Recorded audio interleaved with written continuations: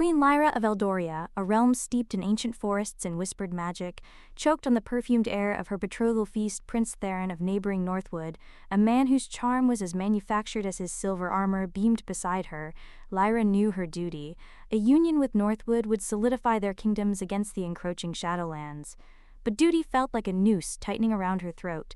She couldn't bear the thought of a life devoid of choice, a life dictated by political strategy. She sought the ancient portal hidden within the forgotten crypt, a gateway rumored to lead to realms beyond imagination.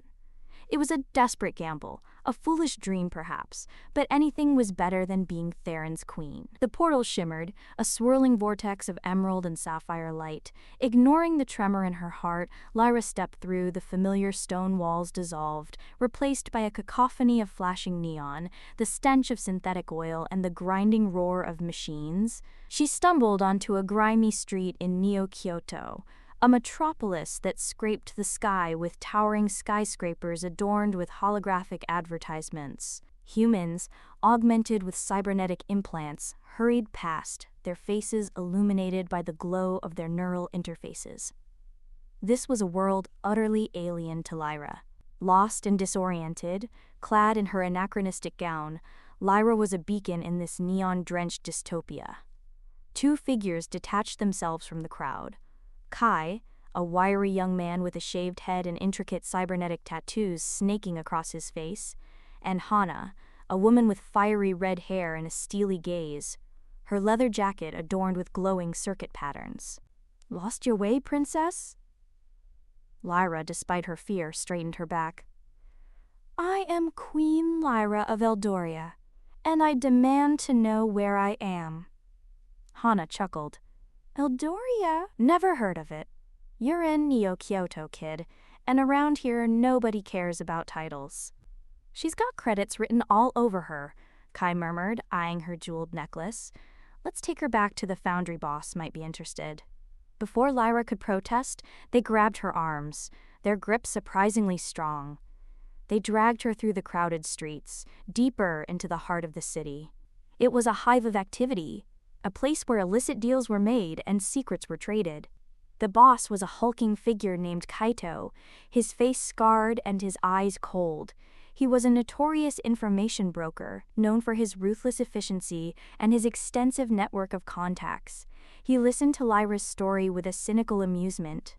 "A queen from another dimension?" He laughed, a harsh, grating sound. "I've heard it all now? Look, princess, I don't know what kind of game you're playing, but I'm not interested in fairy tales." Kaito offered her a choice: work for him as a data runner, navigating the city's intricate network of information, or be turned over to the enforcers, the city's brutal police force. Lyra, with no other options, reluctantly agreed. Her training was brutal. Kai and Hana became her reluctant mentors, teaching her the basics of survival in Neo-Kyoto, hacking, parkour, and self-defense. Lyra, despite her initial discomfort, proved to be a quick learner. Her innate grace and her sharp mind, honed by years of courtly intrigue, translated surprisingly well to the cutthroat world of the city. A powerful corporation, Omnicorp, was secretly manipulating the city's data streams, controlling information and suppressing dissent. Kaito, it turned out, was caught in the middle, desperately trying to protect his own interests. During one of her data runs, Lyra stumbled upon a hidden file that mentioned Project Chimera, a highly classified Omnicorp project involving the manipulation of dimensional rifts. The file contained schematics that looked eerily familiar, resembling the portal she had used to escape Eldoria. "But why?" Kaito, after examining the file, grimaced. "Omnicorp is run by a madman named Cyrus Thorne. He believes he can conquer other dimensions, exploit their resources, and become a god." Lyra knew she had to stop him, not only for the sake of Neo-Kyoto, but for the sake of Eldoria, which Thorne would surely target next. She formed an unlikely alliance with Kai and Hana, and together they planned to infiltrate Omnicorp headquarters. The infiltration was a suicide mission. Omnicorp headquarters was a fortress, guarded by heavily armed security drones and cybernetically enhanced soldiers. They used Lyra's knowledge of ancient magic, combined with Kai's hacking skills and Hana's combat expertise to bypass the security systems. They navigated the sterile corridors, dodging patrols and disabling cameras. They reached Thorn's private laboratory, a vast chamber filled with strange devices and swirling energy fields. Thorn himself was there, hovering over a dimensional rift, his eyes gleaming with manic intensity. "You cannot stop me, Queen Lyra," he snarled, recognizing her. "I am on the verge of achieving ultimate power." Thorn unleashed a barrage of energy blasts, forcing Lyra, Kai, and Hana to take cover. Kai used his hacking skills to disrupt Thorn's devices, while Hana engaged him in hand-to-hand combat. Lyra, drawing upon the latent magic within her, channeled her energy into a protective shield, deflecting Thorn's attacks.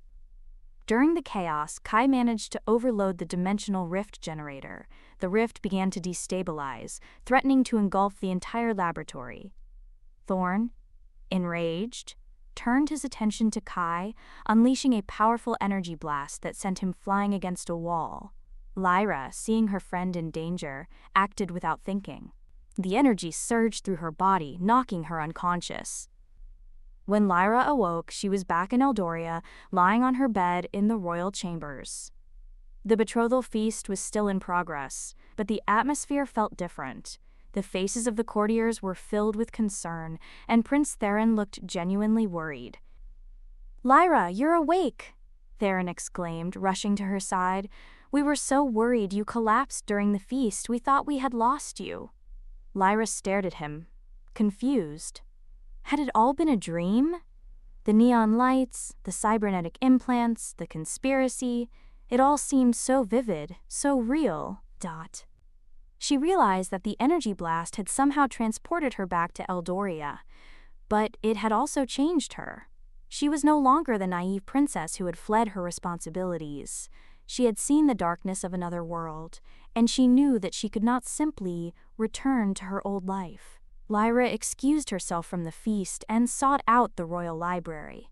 She spent hours poring over ancient texts, searching for information about dimensional rifts and interdimensional travel. She discovered that the portal she had used was not just a gateway to other realms, but also a nexus point, a place where different realities intersected. The dimensional instability he had created had caused ripples throughout the multiverse, threatening to destabilize Eldoria as well. Lyra knew what she had to do. She could not marry Theron. She could not simply sit on the throne and ignore the dangers that threatened her kingdom. She had to become a protector, a guardian of the realm.